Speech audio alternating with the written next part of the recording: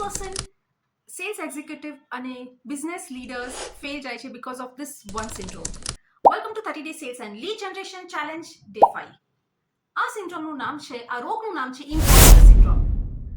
જ્યારે પણ આ પર્સન વિચારે છે, એવું વિચારે છે કે સામેવાળો મારા વિશે શું વિચારી રહ્યો છે. એવું માને છે કે સામેવાળો આને મને ખરાબ માની રહ્યો છે, મને અંડર વેલ્યુ કરી રહ્યો છે, હું ડિઝર્વિંગ નથી એવું ટ્રીટ કરે છે. એને એવું પણ લાગે છે કોઈ મને સમજતું નથી.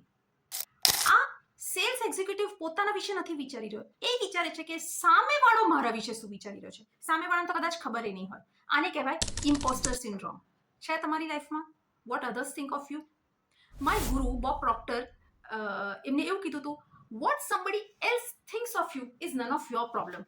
સામેવાળો તમારા વિશે શું વિચારે છે તમારો પ્રોબ્લેમ જ નથી.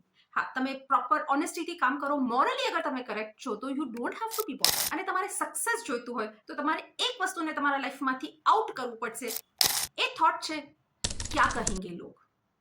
એ થોટે બહુ બધાને હોલ્ડ બેક કર્યો છે. Are you ready to cut off this thought?